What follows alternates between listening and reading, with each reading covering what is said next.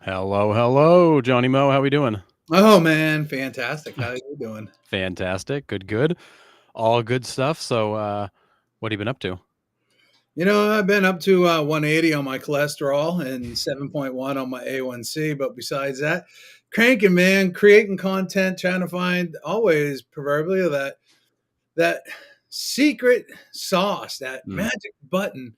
And I promise you that when you find it, it's only going to work for a couple weeks. Yeah, yeah. The magic bullet it's definitely got an expiration date on it. But I will say, in terms of blood pressure, cholesterol, A1C, it's that barbecue tour you're doing that I think is catching up with you. We may have to go on like a vegan or a juicing tour here to get you back in line. Yeah, juicing won't work for me, but the vegan will. I think juice shot my sugar up when I was on that last year. Yeah, fair Um, enough. Fair enough. But I'm gonna go on a vegan one for my sister because she's like, but after lobster rolls because it's lobster roll season. It is. It is. We are right getting into lobster season here. So yeah, you got to do the lobster roll tour, and then yeah, maybe we'll go grab some salads and stuff and simplify a little bit. Yeah, for But sure. so well, good. And of course, that content is, as we always talk about, community focused. It's engaging. People love it. They reach out. They comment. You've had those drone videos lately too that I've actually enjoyed trying to figure out where they are too, because there's some I'm looking going, man, I have no idea where that is, but I feel like I should know that, and Yeah, that's been a fun series. I can't wait to head up mid coast and get some up there too. That Oh yeah. south south south Maine, southern Maine is anything south of Portland or around Portland, you'll get any mid coast and above that gets less people. So it's just gonna and there's so many places up there I've never even heard about. Right. I've never been to in 51 years.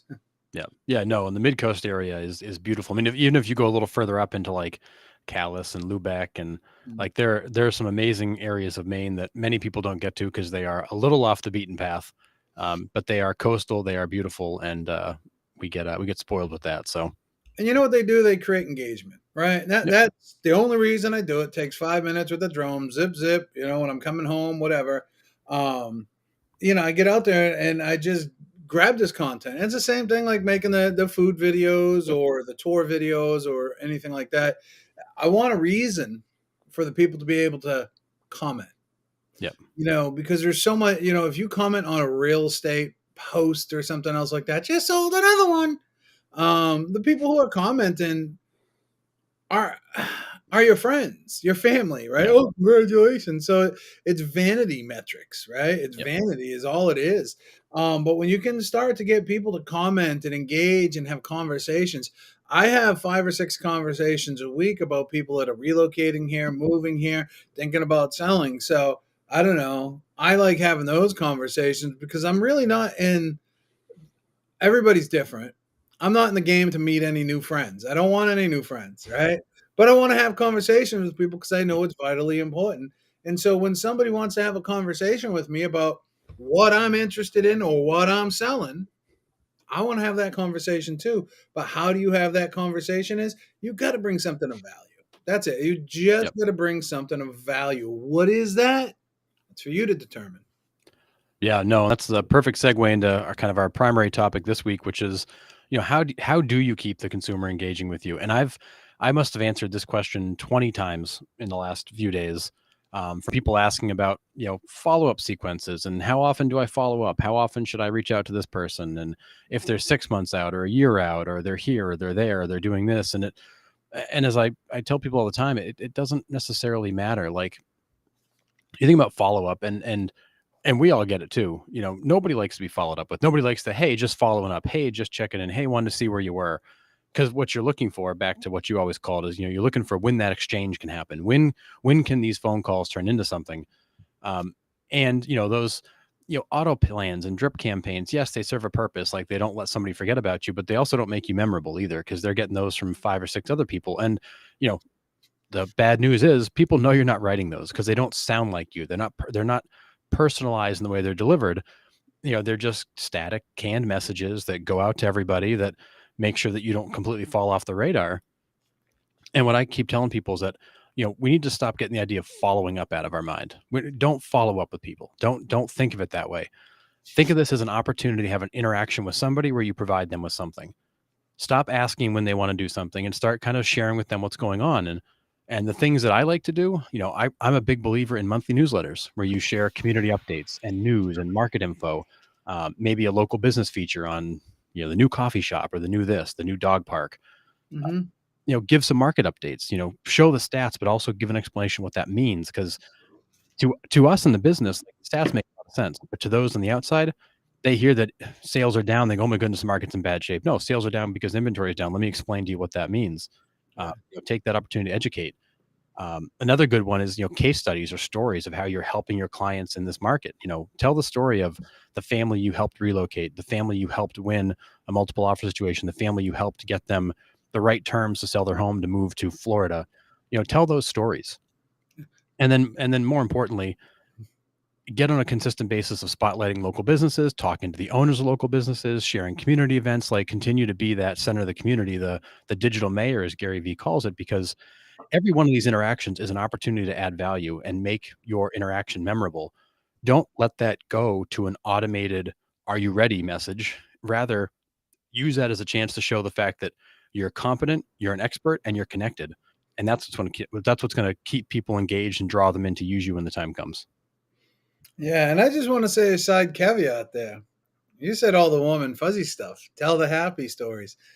Johnny Moe being a master troll, I'm pretty good at getting engagement. And what I would say is tell the bad stories too, right? Yeah. You want to tell the horror stories about, oh my God, look at these termites. You know what I mean? Yep. Oh my God, what would you do? Right? Hey, Yep. do you think this foundation's safe? So there's 100 different ways, and it all comes down to this one word I'm about to use, which it's great. You know what I love about these is we don't like script these. And so we get to talk about our experiences and things that we've learned along the way. But what I'm going to say, right, is it comes down it comes down to this one word: authenticity. Mhm. Authentic, however you want to say it. And the drip emails and those kind of things, there's different times that they're valid. But by God, all mercy, please don't send them to your sphere of influence thinking that counts as a contact. That's not a contact. Don't fool Mhm. yourself. Just get out of that habit of saying that's a contact, right? Um, are they reading it? Right? Look at if they're reading it, are they clicking it? Right? If you only Right. have a 5% click rate, that's not bad, right? But don't mistake yourself that there's a whole bunch of people not clicking it, Right. right? So don't get caught in the inauthentic automation, and AI is only going to make it a lot easier for you. Even in this day and age, Harrison, the blogs that I write for going out for the company, they have some AI in them. I'm taking blogs that I wrote a year, 2 years, 4 years ago, modernizing them, running some AI through them, but I'm coming out with a much deeper piece that's structured properly with neurolinguistics and everything else. So, and photos and pictures and headlines. So when you read it, it feels authentic, Yep. right? You know that I might misspell words intentionally, so it feels authentic, right? Yep. I do that. Um, And honestly, people don't mind. I think everybody's so afraid of pushing send on something that's not absolutely perfect, but in reality, we're not perfect creatures. And sometimes the consumer sees your spelling mistakes and goes, "Oh, like they are human. Like that's okay. Like you misspelled that word, you misused that word." I mean, I've been guilty many times of basically, using a word or making up a word in a way that wasn't supposed to be used, but that's how I talk. So when you meet me in person, you're going to hear me talk in a way that matches how I write, and then everything jives. But people can tell when it's not you. It's same thing as you talk about Johnny Moe. People, using Chat GPT and copying and pasting it. People read that and they know it's not you, because then they meet you and go, "Those don't match. Like you don't use the same words, you don't talk in the same manner." Most of us write the way we talk. uh, Chat GPT writes and basically in whatever way you tell it to, but that's not necessarily you, and people can see and feel that disconnect. yeah, they sure can. And listen, man, with the amount of tools now, it's turning into an AI show. With the amount of tools that are out there, you can have your video talk, record yourself Mhm. talking. If you don't like to type, right? Listen, this technology has been around since like 1997, right? Right. With the talk to text and stuff like Yep. that. But here's the deal: record yourself and then run that through a transcription service AI. Everybody throws the term AI around. Nothing more than fancy programming. Anyway, right? Using current Yeah. quantum concepts. And so, anyways, record yourself doing a video of what you want to say, transcribe it, take pieces out. Boom, there you got a blog. Yep. Right there, you got a blog. Yeah. And you just clean it up and tailor it and put quotations and do all these other things. But now you are able to take what you were wanting to write, you're able to put it into words and such like that, and then take pieces from the video and include that in the blog too. Yep. Yeah, Now exactly. it's you. Cut the best clips out and use those, and then use everything else as a blog. And I actually, back in college and through my master's program, I used a lot of talk to text as the way I wrote research papers or term papers. Like I would have all my notes in front of me, and I would turn on. At the time, I had one of those little handheld recorder things, and then eventually became a phone or even headphones into a computer, because I had like the Dragon dictation software that I would use. And I'd be going through my notes and my outline, and I would just kind of talk the research paper.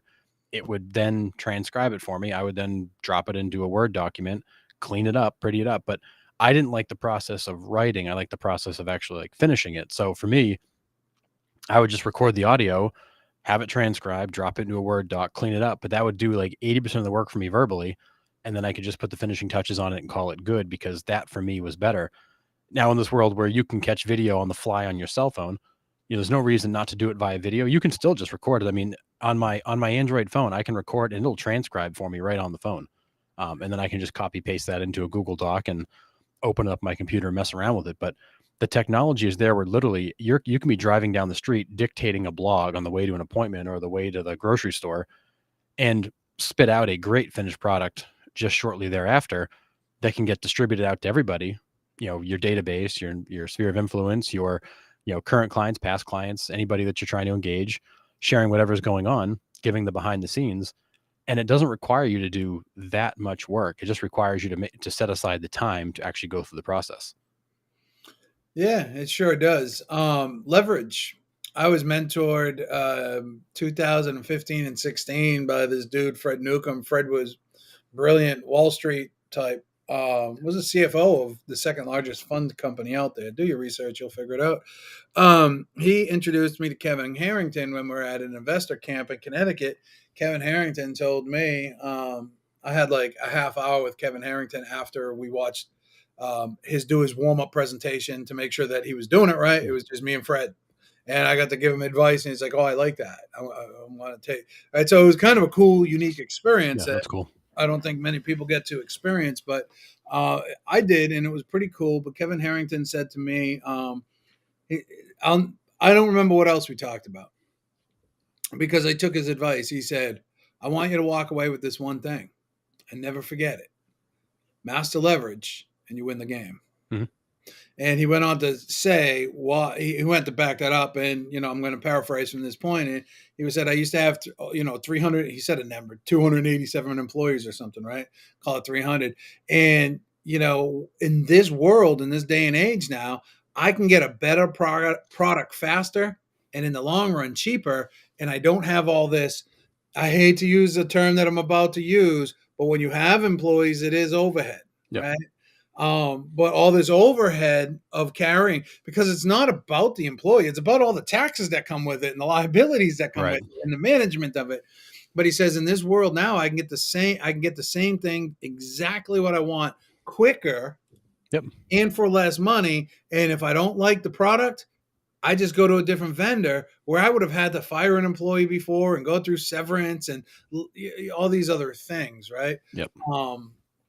Yeah, so massive leverage, and you will win the game. And what you just talked about is that, and there's dozens of services out there. But I can promise you, if you're just copying, pasting from Chat GPT, I can read that and be like, there's no authenticity, there's no feeling, because AI still doesn't have the feeling. It doesn't Right. have the edge. If you're from New England, Hmm. more so New Hampshire and Maine, you got, and probably like the North Shore and stuff like that, you got a special way that you talk and your Mhm. vernacular and stuff. We may all go to different schools. We all end up speaking our own language, but we understand it. Yep. So if you really truly want authenticity, There it is, right? Yep. Um, but you had mentioned something that you like to put the finishing touches on when you're getting your MBA. That you like to put the finishing touches on things. Yep.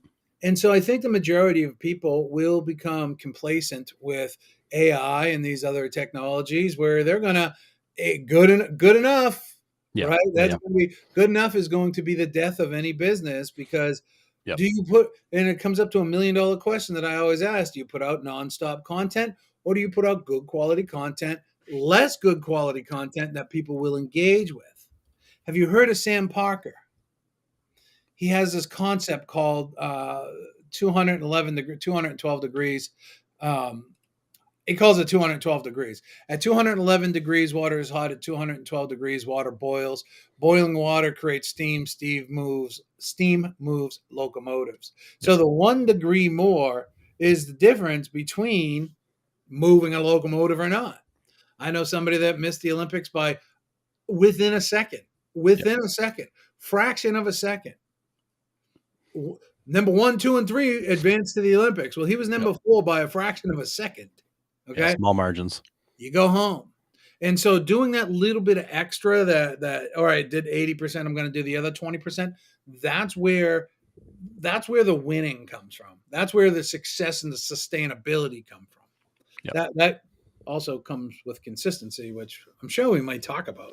Yeah. I'm sure that'll come up, but it's a good point because I've heard a lot of people lately asking about, what industries will AI replace, what jobs will AI replace, and I don't. I mean, I'm not going to try to make a prediction here, but I don't think AI replaces a lot of jobs. What I think it does is I think it replaces a lot of the work some people do, but you still need that human element. You still need that human touch. You still need that review, that finishing off, that completion aspect that AI doesn't have. AI doesn't know the vision. AI doesn't know the intent. AI doesn't understand the audience. AI only understands what you tell it. And what that means is you're still going to need a human to tell AI exactly what to do. AI is going to go do that work, and then you need the human to actually proof and review and finish what comes out.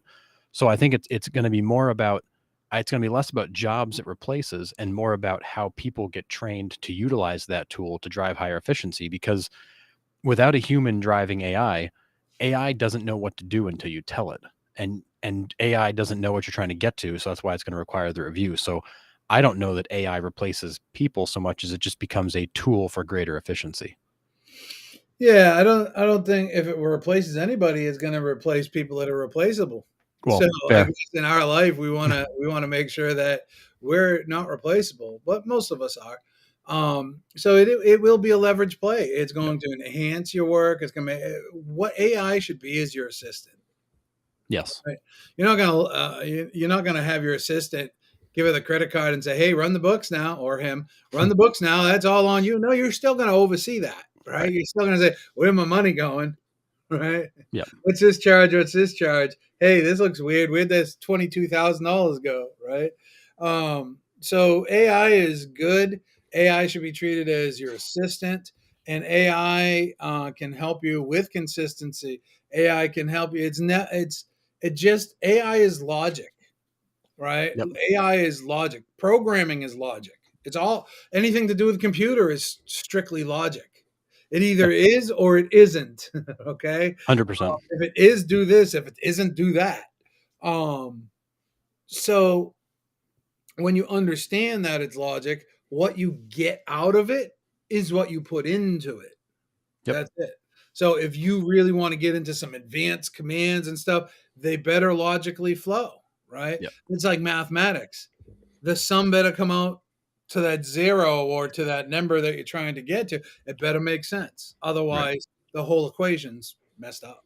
Yeah. It's the garbage in, garbage out rule. Mhm. If you don't prompt it the right way, you're not going to get the right result. So there's definitely a human element there. There's going to be one there for a long time. And I look at it, we write blogs and we use AI to help with that.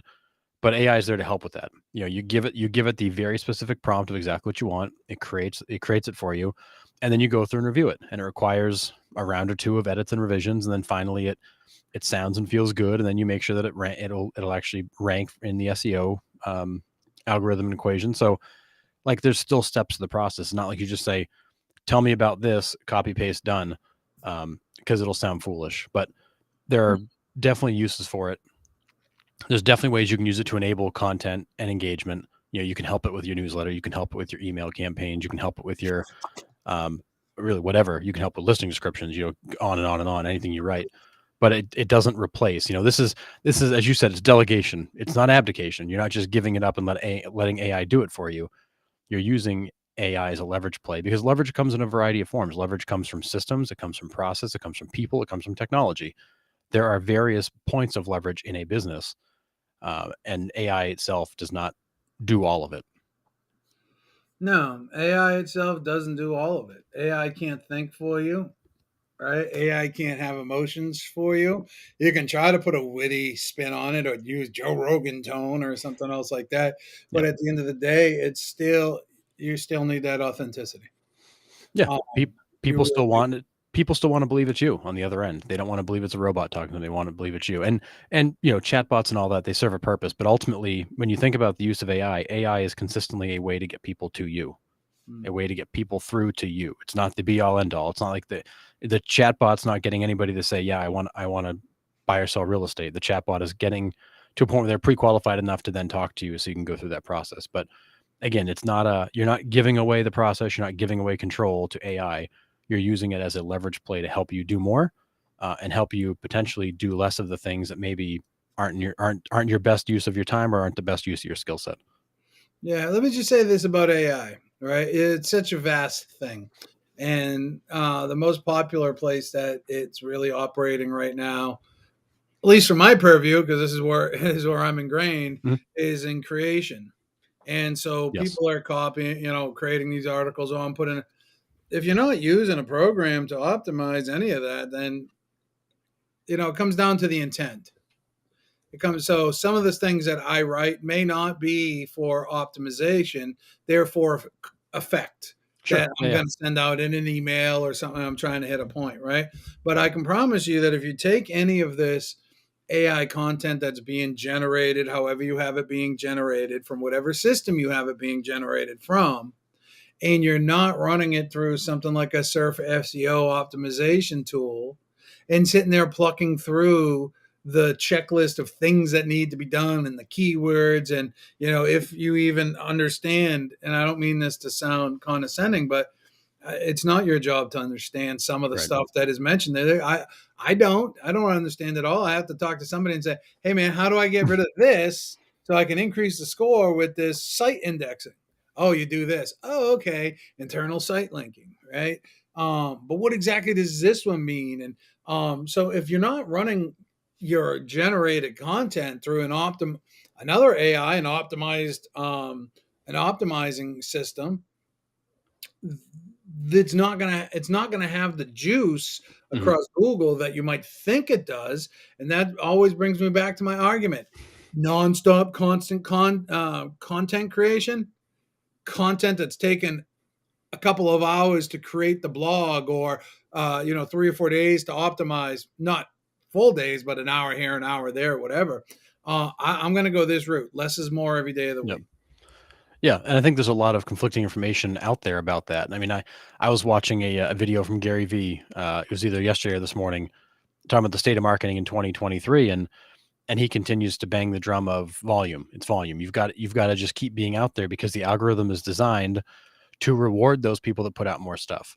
So there is an angle where more is better, because you need to be seen, and you need enough stuff out there where people are likely to come across you.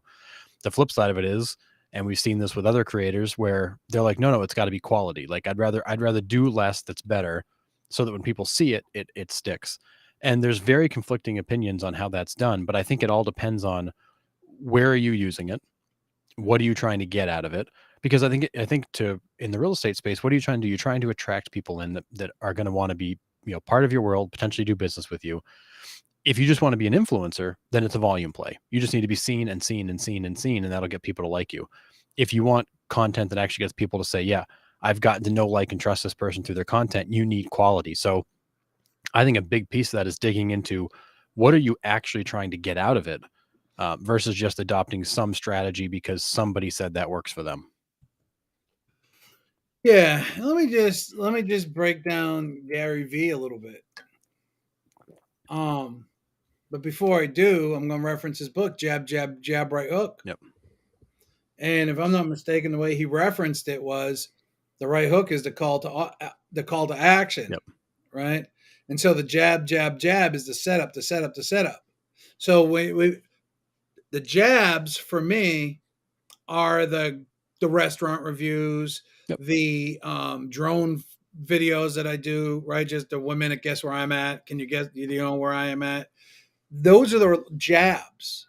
Okay, those can be as mindless as you want. Okay, you want to put out constant content. They don't all. You don't always need it in edited video. You Yep. don't always need to be acting foolish. You don't always be needing to put a prank out. Even social media is getting dumb. Oh my Yeah. god, can you believe this just happened? My day, my I wouldn't have been able to go on in my life if I didn't know that you spilt the milk and the dog licked it up. Oh my god, right? So that's the word that's the that's the Yeah. swamp of too much content is that it just becomes mindless. So the jab is the restaurant reviews, the aerial drones, right? And then the right hook is, hey, here is the market update. This is what's happening in the market. Do you need some help? Hey, did you know home prices are up 3.8% across the board month over month again? Take a look at this site, and then they land on my chime site. They get Sure. pixelated and retargeted, right?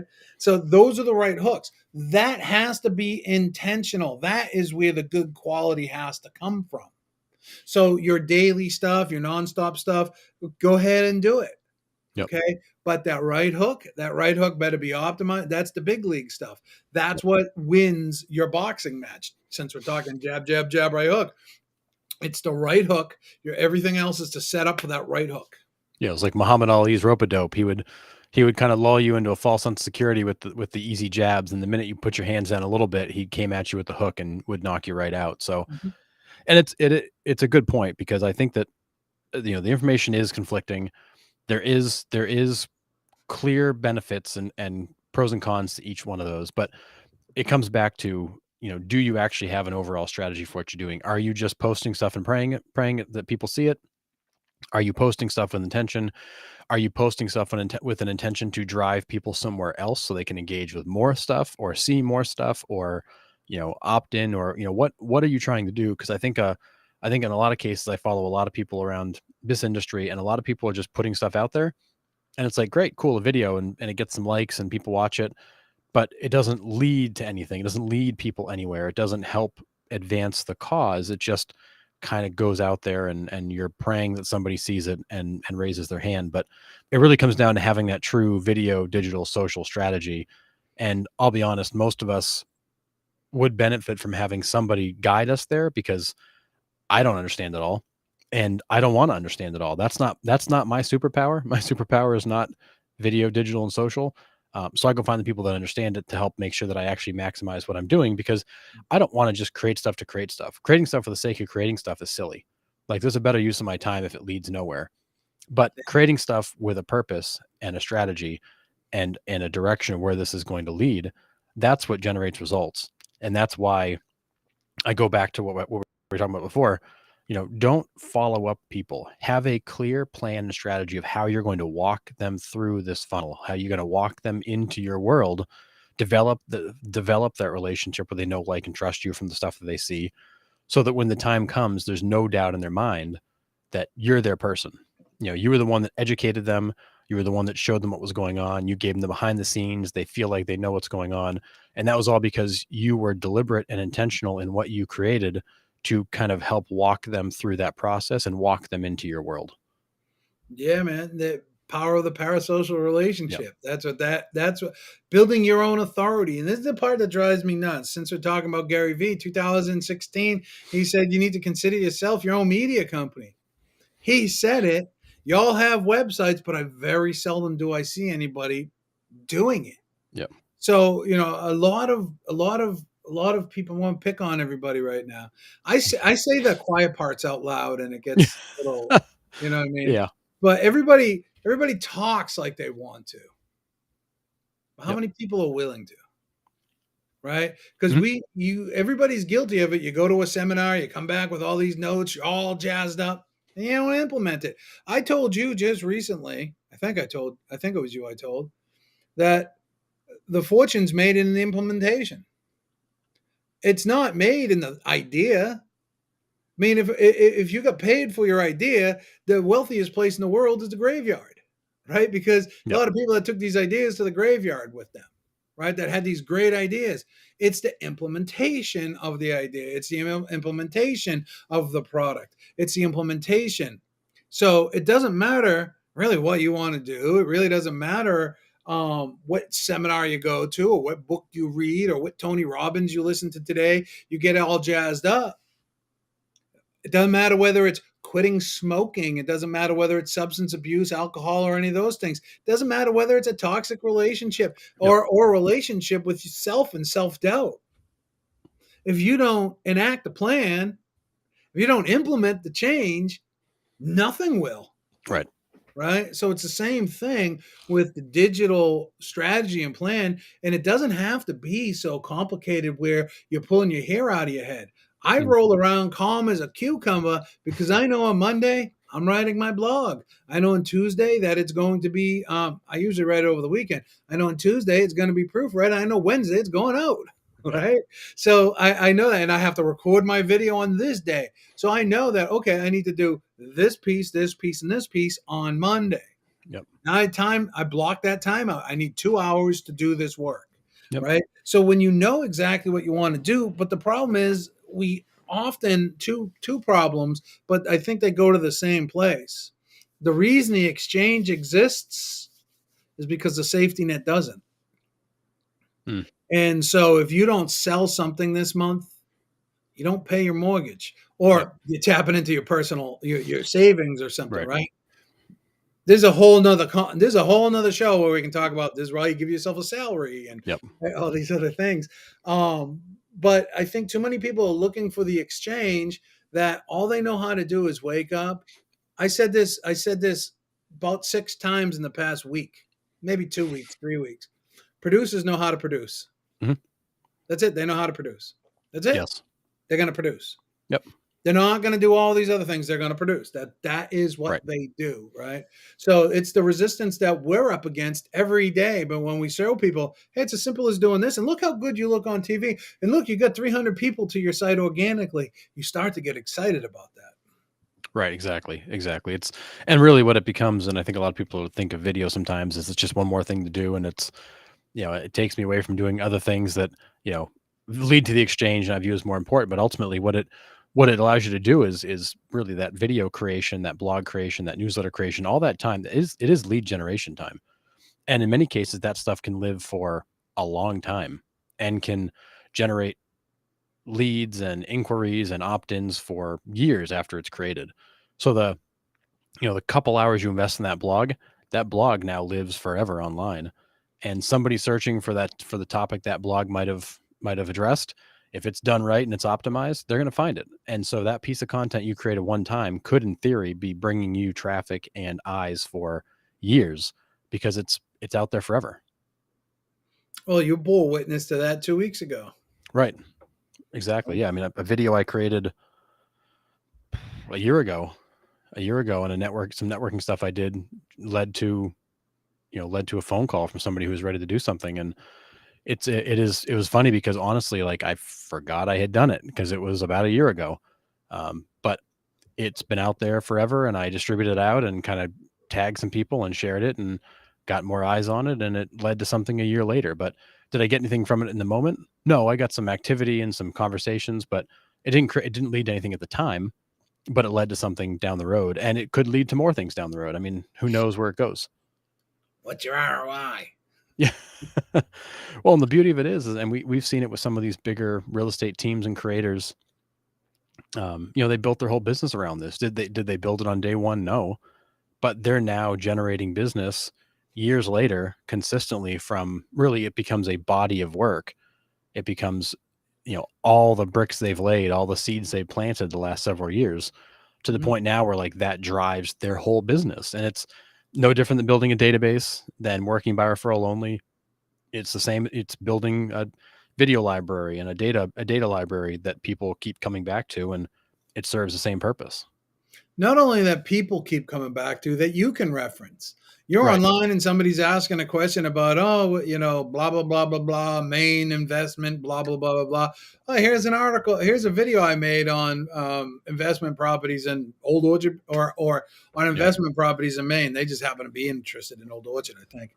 Yep. Here's a video I made about, I work with a lot of investors. Here's a video I made about that. Yep. Boom, there you go. Right. If it's a Yep. blog, here you go. Here's an article I wrote. Right. And this is, I think, why it's critical. I don't want to sound like I'm selling, but we're always selling. So I sound like I'm selling. But this is the whole reason why I do not believe I believe in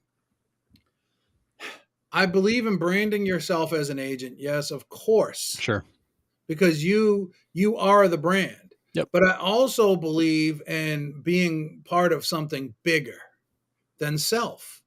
And that's what Explore My Town represents. Yep. Is we got dozens of Explore My Town people and sites, and you know what I mean. You go on there, we got all this stuff happening. We got videos from around the country, from Alaska to Portland, Maine, right, all the way Yep. down to freaking Valdosta, Georgia, and Florida, and over the other way. But anyways, when somebody sees that, it looks like it's part of something bigger. There's some level of accreditation, right? Affiliation, something bigger than self, not Chuck D. Realtor.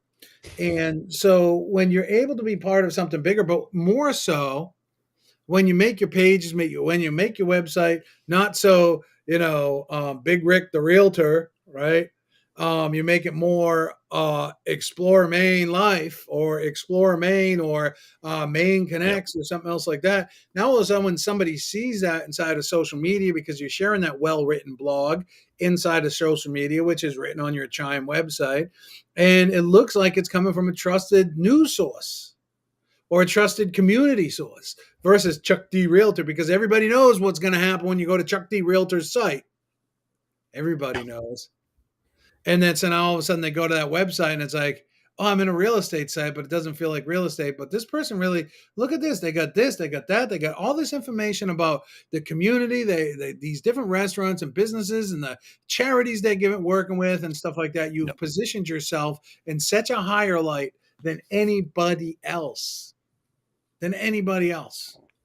Yeah, it gives you it's instant credibility. It shows the fact that you are networked, you're community oriented, and honestly, back to the point before this even was, pro tip for everybody out there: if you have questions or things people ask you a lot that you answer over and over and over again, it's a pretty good sign that's something you should either have a blog about, a video about, or some sort of canned email about, so that you can just give to them. So when they say, "Can you tell me about buying a home in this neighborhood?" or "Can you tell me about how this works?" Rather than answering that question over and over and over and over again, have somewhere to point them. So when you get that question, like, "Oh, great, great question, go here," and you'll find the answer. Rather than having to answer the question every single time, you can actually just begin to map out, what are those things I constantly get asked? What are the things I'm tired of answering over and over and over again? Let me create something that I can send people to that answers that question, so I don't have to do it every single time. Yeah. That's I another think, form of leverage. Now I don't have to answer that question every single time. I just send them a link and say, watch this. Give me a call when you're ready. yeah. You're becoming your own producer, curator of Yep. content. You know what I mean? You become that person that, listen, when you go, you've been in on listing presentations. I know you've seen listing presentations from different agents from around the Mhm. country. And there's some people that go in and they just got their one printout or Yep. on the computer CMA. There's some people that come in and they got a book that they lay out and they got Mhm. numbers in there. They show what they're, listen, we can all change those reports. So we're all number one, number two, number three. You just got to change the inputs, right? Yep.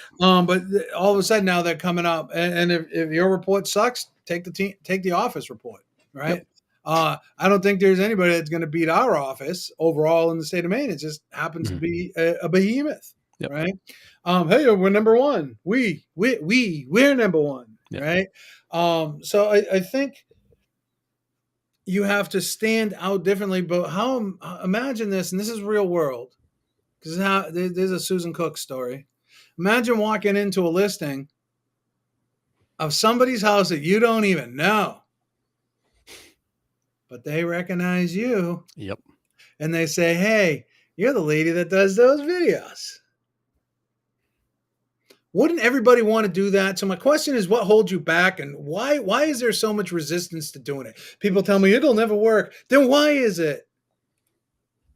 Why is it? You're not doing it. If you're not doing it, you cannot tell me that it doesn't work to the people that are doing it. Agreed. I laugh about it. I don't even have time for that anymore, right? But it works. Wouldn't you want to be that person? You know why I think some people don't do it? Knowledge, fear of time. KFT.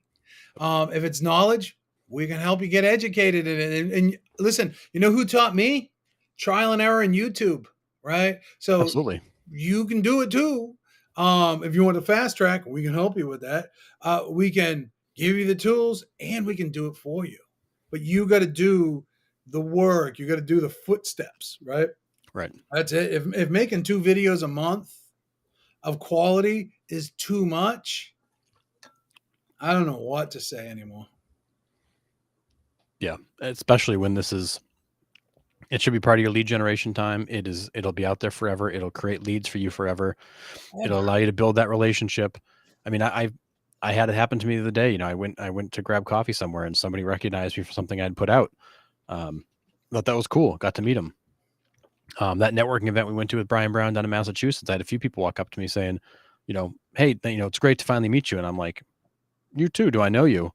Um, but they'd seen me on the advertising or marketing for the event, and they'd seen some stuff that I put out. So that the ability to build that relationship via video before you've actually met the person, it makes that hurdle of meeting them so much lower, because now in many cases they're coming up to you like they know you, like your old friends, because they've been following along with you for so long that it just feels natural to walk up and say hi. Like you've built that relationship that you didn't even know you built. Here's the thing, too. They're looking at you. I heard something this morning that said either jealousy or envy, which are very similar of one another. But let's just use envy. Yep. Envy flows up; it doesn't flow down. You're Correct. not going to find somebody that's on the level you want to be being envious of you, Not usually, no. right? But you're going to be envious of them, saying Yep. or jealous. That's where I want to be. Yep. So if somebody's talking schmack, it's coming from beneath you because nobody above you is talking smack. Exactly. Unless you're the Macho Man Randy Savage. Oh yeah. But anyways. And for him, it's more snap because he's got that Slim Jim in his mouth. Right. But anyways, just put yourself out there, because I can tell you, as somebody that has been a moderator of some of the largest groups out there, admins, some of the largest groups out there, and spoken in front of a bunch of people and onboarding large associations for several years, and all these other cool things that I got to do, that sometimes when I meet these voyeurs, right, the people that are the lurkers, because we talked a couple weeks ago about the 1-9-90 Yep. rule. 1% of people create, 9% of people engage, 90% of people lurk. But when the 90%, when those lurkers or even the engagers, any of the 99% approach you, they're looking at you with these almost rose-colored glasses in a way about, well, I'm finally getting to meet you. You're out there doing all this stuff. I watch you. And it's not that they're looking at you, like, oh my God, you're a celebrity or anything, but they're putting a name to a face because you have the confidence to put yourself out there to share whatever message it is that you're trying to share for the reasons and passions that you're trying to achieve. Yep. And when somebody gets to meet you, it's like they already know you, right? When Right. I meet people, I meet some people, especially when they're from like the West Coast, something they're like, "Hey man, say park the car." I'm like, "No, I'm not saying Yeah. park." You know what I mean? Just not doing it. Come on, come on. You know what I mean? Get a couple of drinks in everybody, and it's a hoot, though, Yeah. right? So they're already getting the likeness of who you are. Deliver that likeness. You live, Harrison. We live in the most interesting times where you can be, do, have anything you want. Mm-hmm. And I will often say this: if you want to be an expert, say you're an expert, Mm-hmm. and then make all the assets around you being the expert. because Canva is $12 a month. Right. It's And free, the but if you have templates are Pro built for Tools, you. right? Or have somebody do it for you. Create a course. You know what? You can do it on Teachable for free. And if you want to charge people and all these other things, right? You can do, be, have, be, do, have, be, Yep. do, have, Yep. be, do, have anything you want. Yep. What is it though? Yeah, exactly. Yeah, and we're in a world where, I ran into somebody who runs a very large team in New England, and they're spending $18,000 a month on Zillow leads. That's how they keep their team busy. Is they buy Zillow leads like crazy. And I said, well, what have you done for your branding? Well, nothing. I mean, we just close a bunch of deals and people know who we are, and we just keep buying the Zillow leads. It keeps us busy. And literally for a tenth of that money, you could have built out a digital presence that would have allowed you to attract and generate leads like Zillow does for you. But instead, you just kept paying Zillow because you needed the right now, and you didn't make the investment in the long term. So now, in a shifting market, when things are not like they were, that $18,000 spend becomes a bit of an anchor on the business when the lead flow has been cut in. I think he said half. They're getting half as many leads as they used to, um, for the same spend. When in reality, for literally a tenth of that money, you could have built a digital social video presence that would be spitting leads out to you right now, like Zillow used to. And I think that's where I go back to playing the long game. If you're going to be in this business long term, and I hope everybody out there has that mindset, they will be.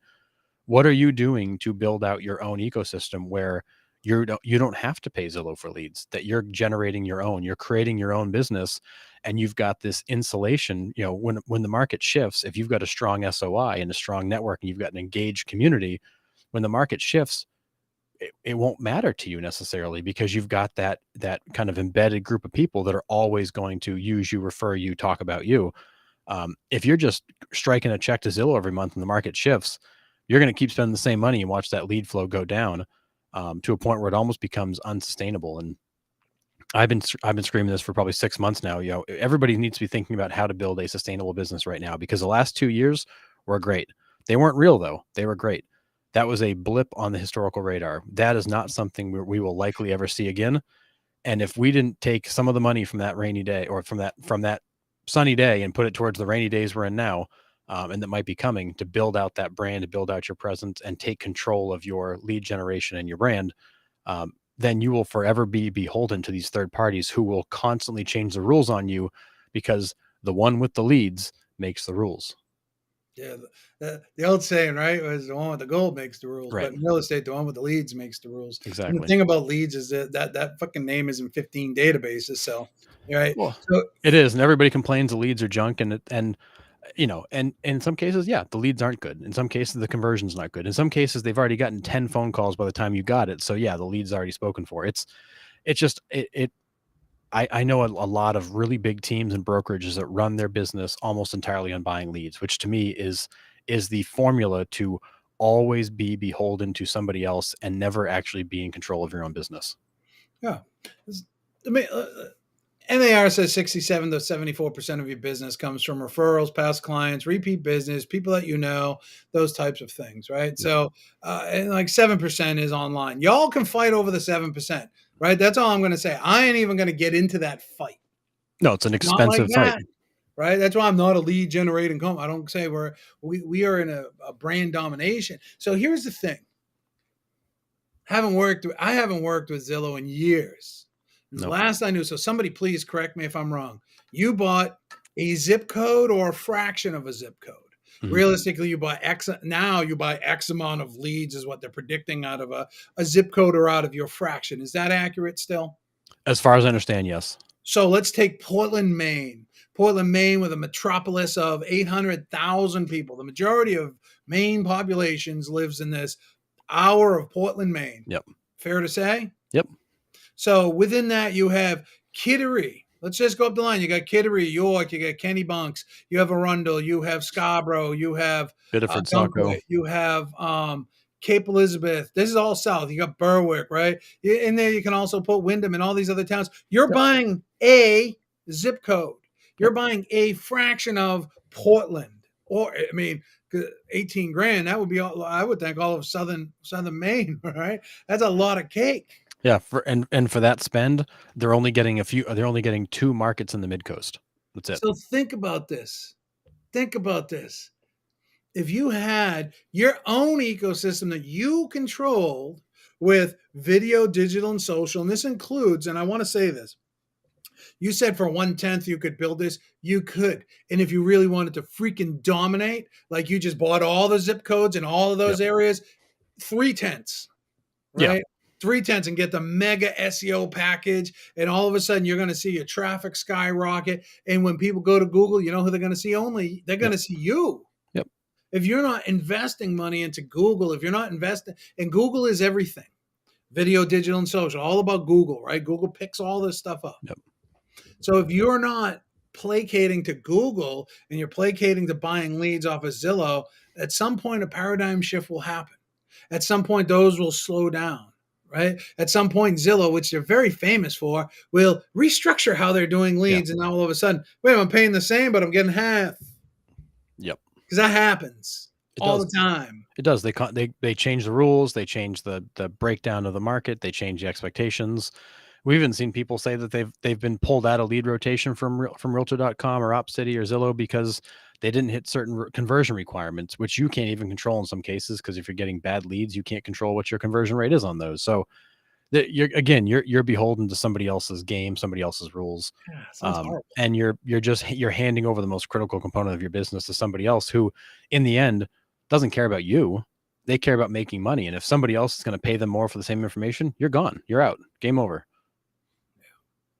So I feel the same way, man. It's control your Yep. environments. Those things are great to subsidize. exactly. But I would be taking that money I'm generating. It's like taking out a loan. I remember you just said something on something one time, and I said this to my son the other day. I said, you know what Harrison says? I don't care what the interest rate is. What is the return? Right. That's what matters. You could, and it's just like borrowing money. I told my son, listen, if you borrowed $5,000 at 10% interest and you use that $5,000 to go make $60,000 a year because you bought equipment with it, Right. that was a good use of your $5,000. But Great if use. if you borrowed $5,000 to go on vacation, that is not. Right. Right. So, what are you willing to invest into yourself? What are you willing to invest into the future you? Because again, real estate agents. I'm not saying this to pick on you. I've been one for 20 years, 3 states. Hey, okay. All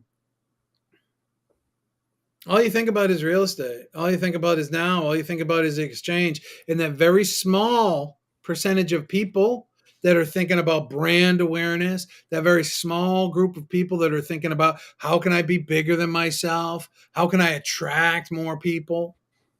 How can I build a network of high value? Yep. Those people. Y'all going to BNI in Manchester, there's 6 chapters. I don't want to share. Yeah. I want to dominate. Yep.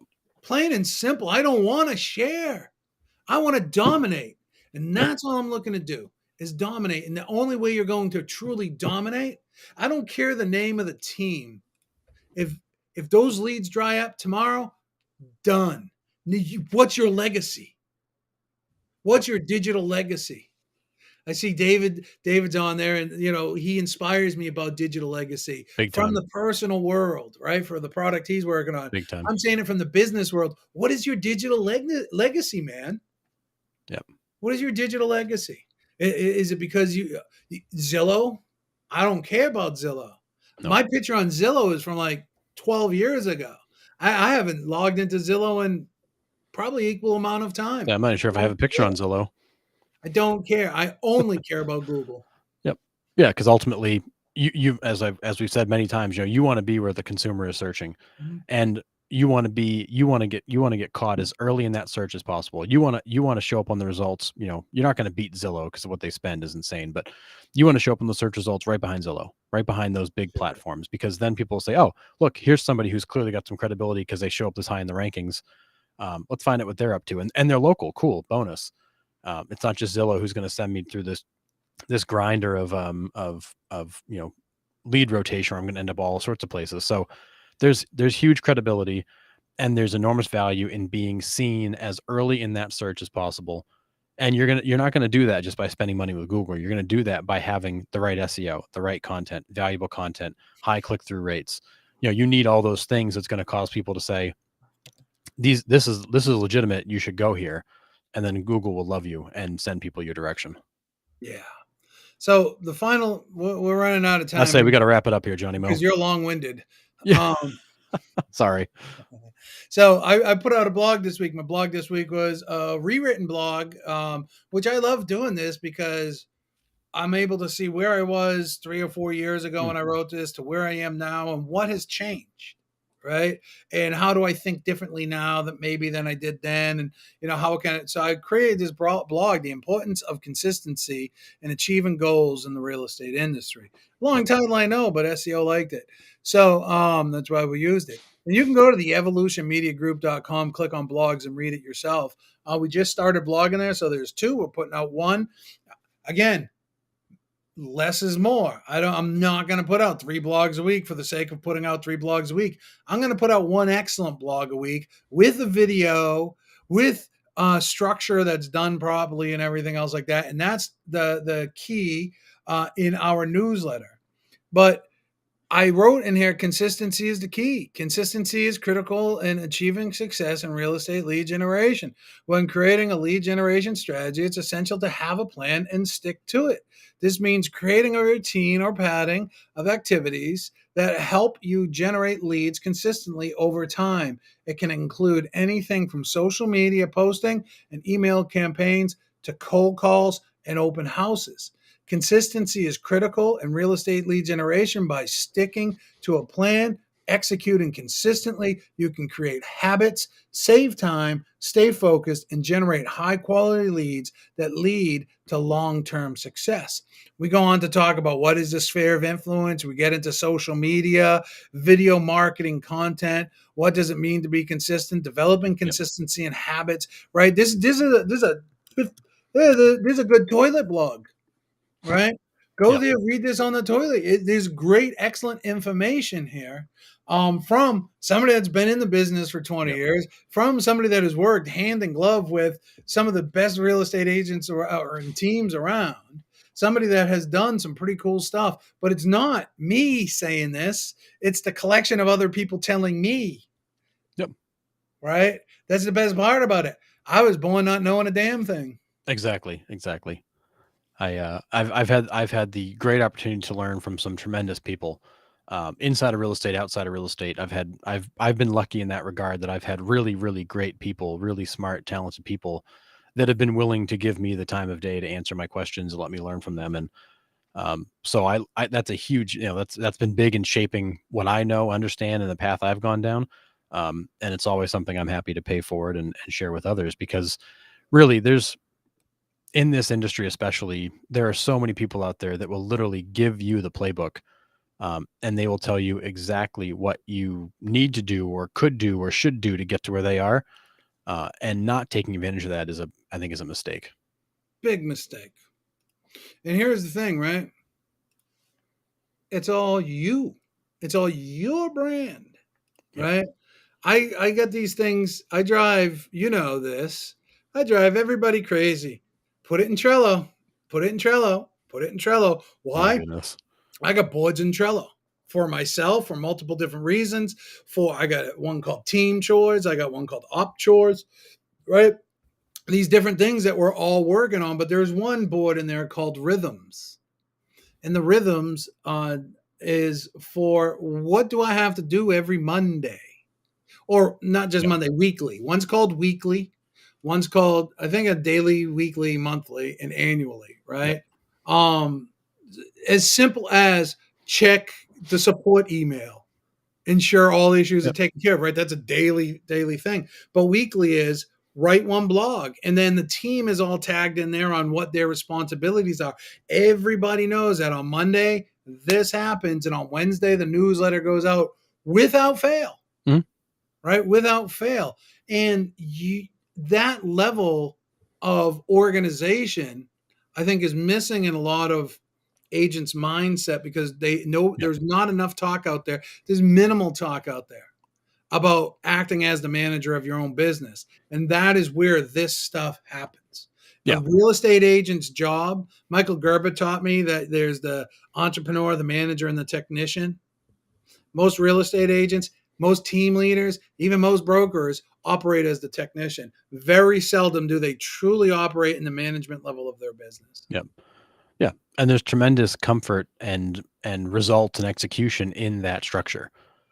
Knowing what to do next, because we spend entirely too much time wondering, what should I do next? What's the next step? How do I get there? What should I be doing next? And when you actually have that structure laid out, you have those rhythms laid out, and you know how it's all going to unfold. There's tremendous comfort and a higher level of execution in having that structure versus constantly wondering, what should I be doing? Your money is made in the execution. Yep, exactly. So, all right, Johnny Mo, we got to wrap it up here. Do you have a parting thought for us today?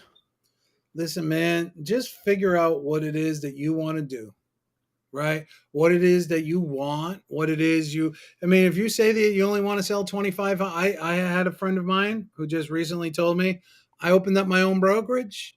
I only want to sell 20 houses a year, and they all come from my sphere. Hey, congratulations. Awesome. This person knows what they want to do. Yep. Know what it is that you want to Powerful. do. Make a plan, but you have to be consistent with it. You're not going to make one video and that's the video. Yep. Right? You're not going to write one blog and that's the blog. Right. Right? There's no easy button. There's no secret. The secret is hard, consistent work. I happen to prefer doing it with video, digital, and social. Yep. Be consistent. 100%. That's the message. Know what you want. Be consistent. Yep. And I would say, for those people out there that are agents, lenders, title officers, business owners, take a look at your business and figure out, when you look at your marketing and lead generation spend, that's time and money. When you look at what you're putting into lead generation and marketing, how much of that is you giving to a third party to do for you, and how much of that is you actually investing in your brand and your own presence, so that you can take control of that lead generation funnel, so that you don't have to worry about the third parties, so that you are independent. Take a look at that. And if you're not spending a portion of that in something that you ultimately own and control, then I would highly encourage you to find out how much of what you're doing right now you could carve out, and then dedicate those resources to actually building something that you own and control. Because if you are beholden to third parties, you are always one change away from potentially getting put out of business. Yeah, you truly are. Just as Blockbuster, somebody shared something the other day in the main on one of the main pages. Yep. About, they do a lot of like way back photos. Oh yeah. And they I don't even know where they were with this one, maybe Bangor, but there was a Zayres there. I'm like, I remember Zayres and Caldor and Bradley's, right? Even JC Sears. Where the hell is Sears? Yeah, gone. Right? Filene's. Where are all these stores? They're gone. Yep. Big mega stores. So don't think you, Chuck B. Agent, couldn't be one of them. Yep. Because we're all one change away from disaster. Yep. As much of that as you can control and be in the driver's seat of, the better off you'll be, and the less likely you are to be shut down by somebody else. So I would highly encourage anybody, look at your business. How much of that do you actually control? And find a way to make it so that at least the majority of what you've got, you are under control of. Yeah. I agree. So with that, Johnny Mo, another fun Friday Live. If anybody's got any questions, you can always reach out to us. You can find us in the community leaders page. We're in there all the time. You can reach out directly to us. Always happy to chat. But until next time, happy Friday and have a great weekend.